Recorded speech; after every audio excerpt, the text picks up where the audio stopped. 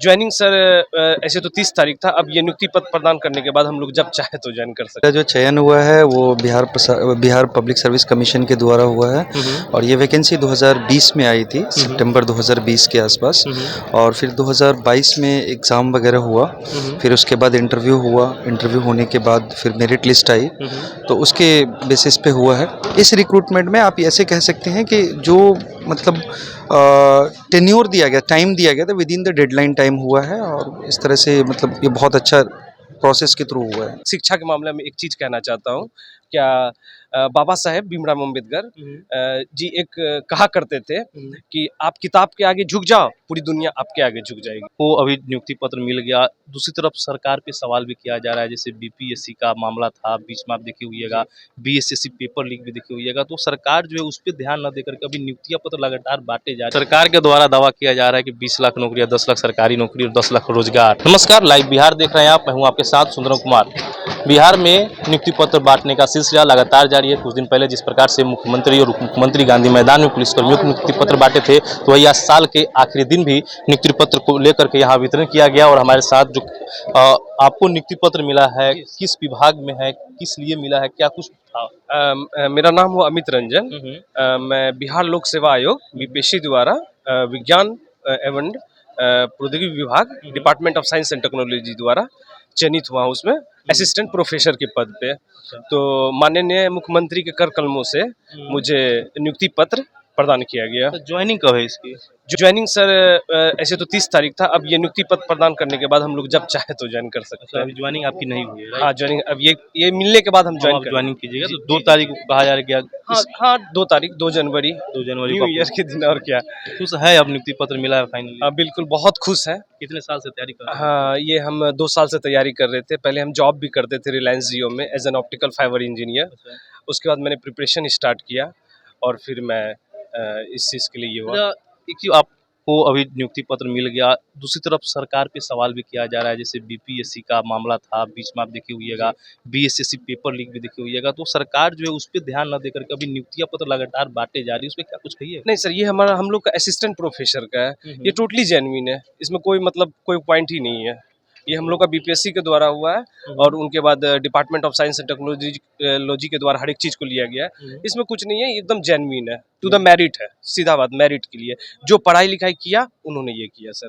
और सर मैं एक शिक्षा के मामले में एक चीज़ कहना चाहता हूँ। क्या बाबा साहेब भीमराव अम्बेडकर जी एक कहा करते थे कि आप किताब के आगे झुक जाओ, पूरी दुनिया आपके आगे झुक जाएगी। और आज उन्हीं से प्रेरित होकर, और मेरे पापा भी शिक्षक है और मेरी मम्मी तो है नहीं बट वो भी शिक्षिका थी। हाँ, वो भी टीचर थी।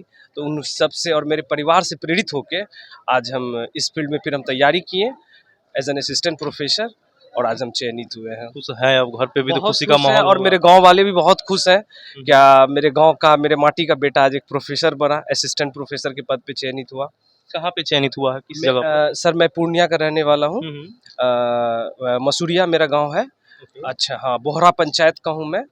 ठीक है। ज्वाइनिंग कहाँ पे हुई? ज्वाइनिंग मेरी सर अररिया हुई। अररिया जिला जी, अररिया। हाँ, अररिया डिस्ट्रिक्ट अररिया है हमारी। देखिए, जो नियुक्ति पत्र बांटी जा रही है उसमें जो ज्वाइनिंग हुई है लोगों की, वो लगातार ये बता रहे हैं कि जायज़ है, इसमें किसी प्रकार की फर्जीवाड़ा नहीं हुआ। और भी कैंडिडेट हैं जिनको ज्वाइनिंग लेटर मिला है, उनसे भी हम बात करते हैं। चलिए, तो देखिए नियुक्ति पत्र ये भी लिए हुए हैं, पर हम क्या चाहेंगे कि आप नियुक्ति पत्र दिखा दीजिए और बताइए क्या कुछ खुश है नियुक्ति पत्र आज मिल गया? हम बहुत खुश हैं और मेरा जो चयन हुआ है वो बिहार पब्लिक सर्विस कमीशन के द्वारा हुआ है और ये वैकेंसी 2020 में आई थी, सितंबर 2020 के आसपास।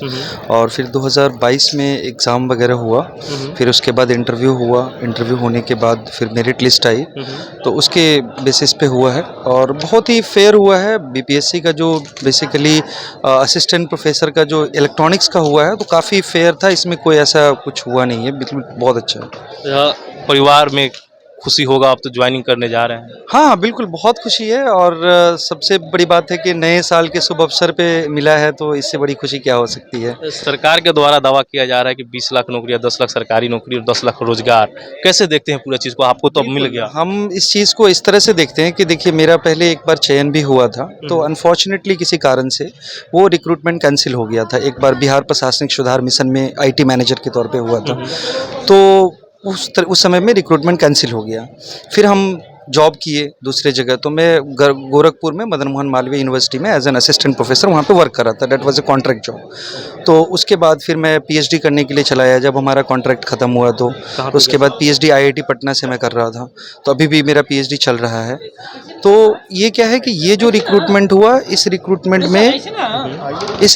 में आप ऐसे कह सकते हैं कि जो मतलब टेन्योर दिया गया, टाइम दिया गया था, with in the deadline time हुआ है। और इस तरह से मतलब ये बहुत अच्छा प्रोसेस के थ्रू हुआ है। तो चलिए, अब ज्वाइनिंग हो गया, आपको बहुत बहुत शुभकामनाएं। और भी है, आपका भी ज्वाइनिंग हुआ है।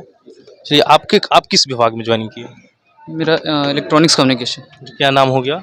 मेरा ब्रिजमोहन कुमार। सर, ब्रिजमोहन जी बताइए कैसे तैयारियां रही पूरी चीज़ को लेकर के? आज नियुक्ति पत्र आपको फाइनली मिल गया, मुख्यमंत्री जी के हाथों से मिला।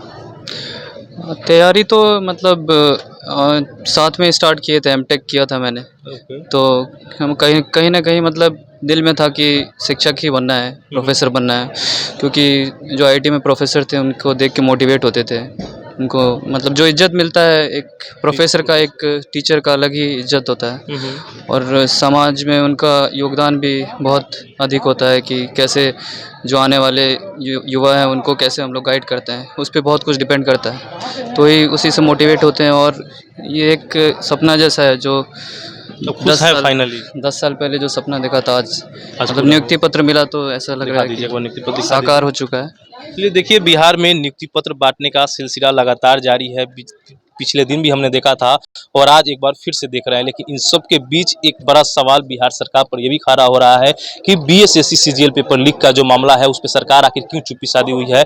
आयोग की विफलता को सरकार क्यों नहीं दिखाती है? क्योंकि पेपर लीक हो जाना और अभ्यर्थियों के साथ खिलवाड़ करना, ये भी विफलता का ही कारण है। लेकिन देखना होगा 4 जनवरी को अब अभ्यर्थी इस पे आंदोलन करेंगे तो क्या कुछ होगा। फिलहाल के इतना ही। बने रहिए हमारे साथ, देखते रहिए बिहार। धन्यवाद। लाइव बिहार यूट्यूब पर सब्सक्राइब और फेसबुक पर लाइक जरूर करें।